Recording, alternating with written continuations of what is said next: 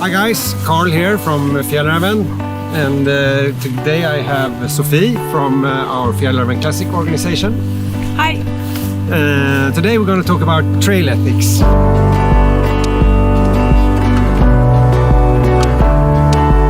does that mean to you?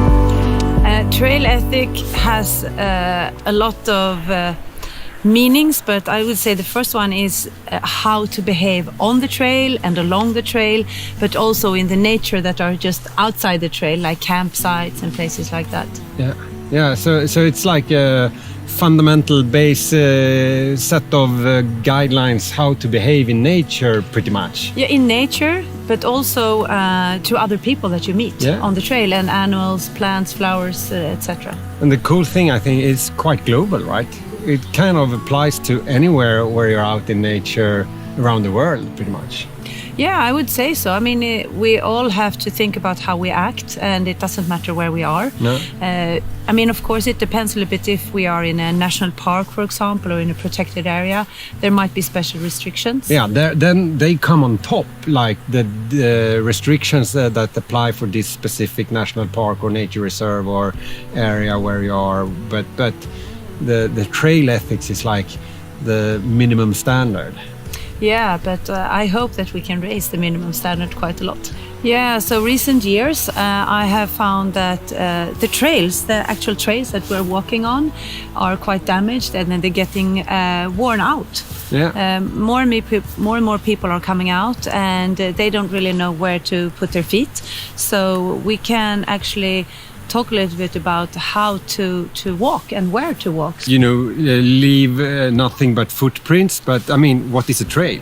Yeah, that's a huge problem actually, because it's enough if only 25 people put their foot in one single spot.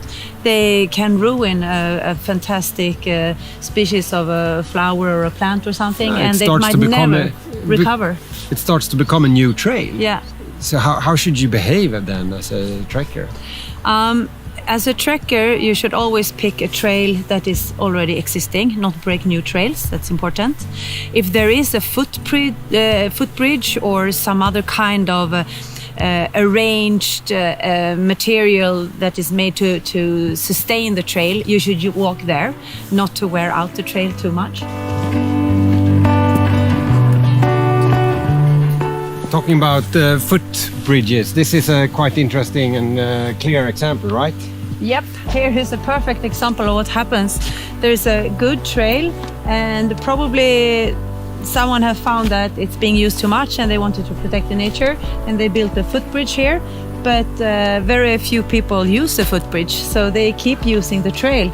It's really responsibility that I think we have as users of trails to actually stay on trail and use the material that's being used to build a trail. Yeah, and another thing also which is very common is when you come to on the path and you see that there's a wet hole, and then hikers normally go not straight into the hole or across the hole, they walk around, and what happens then is that the hole just gets wider and wider, and you wear out the nature more and more and more.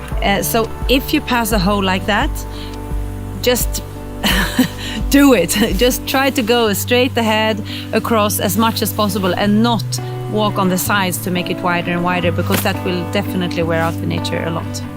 Yeah, and here I think is a perfect other example of a really well beaten track, super heavy used, and you see how the rocks start actually to grow up through the ground, and it's harder to find nice places to plant your feet. If this trail would have been in the forest, it would like probably on a mountain, have been a mountain trail or something. It would have been wider. People would have gone outside to find the easier way to walk. Yeah, exactly. Another situation where you affect the ground is, of course, when you pitch your tent. Maybe you would find a tent spot something looking like this, but what would you think about this? Well, it looks good at the first sight. I mean, it's not. It's quite flat and looks soft and nice. But the thing here is that no one have been here before and pitched a tent, and it's not used, so it's not a broken up ground. So that would be quite bad choice. Yeah. Yeah, because apart from the fact that we actually are in a national park, so it actually is a ban on camping right here. But another option is to find a ground where it's already you see that someone has been camping, and you can see where that it's an established campsite. Yeah. But ideally, not to leave any footprint from the tent. What would you look for? What kind of ground would you want to pitch your tent on? actually rocks. Yeah. You never leave any trace. And on sandbanks, or where there's some kind of gravel, or where there's not much growing, right? Yeah, exactly. When pitching the tent, it's very common that people use rocks or pieces of wood or something else to secure the tent, so it's stable and good pitched. But one thing that can be good to think about is to always be very thorough and put those things back, so that you don't leave rocks and pieces of wood just lying around on the campsite. Always put them back on the same spot. But if you find yourself in a situation then where there are no trails and you need to cross an area with very few trails or no trails, how would you think then? Then I would try to find a ground which is not so vulnerable. Yeah. Like rocky terrain, for example, and take a short stretch as possible. Yeah. And also maybe spread out if you're in a group, so you don't walk put your feet in the same exact spot, so you disperse a little bit over an area. Yes, definitely, and that's a little bit strange because we just said to stay on the trail, but in that case you can spread out a little bit, because then you would leave less trace and not so many people will follow exactly those trails and will make a new trail. Yeah, you're less likely to break new trails that way. Yeah, for sure. And I always say that the fastest one on the trail need to be the kindest. So like if you're running, you need to be more considerate towards walkers and trekkers, and if you're on a mountain bike, you need to be even more considerate to the people that you meet. Yeah. That's my philosophy into that. It's a good way of thinking. Making it easy for others not to break new trails should be the guiding principles. Yeah. Yeah, so like to summarize, in Sweden we have the right of public access. Yes.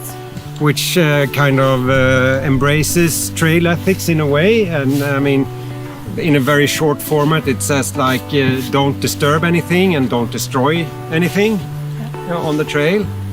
And with each liberty there is always a responsibility. Yeah. And I think that is what it comes down to be responsible when you're out and take care of the nature, because we have only like one planet. Yeah, leave no trace. Thanks for watching, and if you like this, we have also other films on trail ethics that you can watch, and then you, as usual, click like and subscribe, and we hope to see you out on the trail real soon.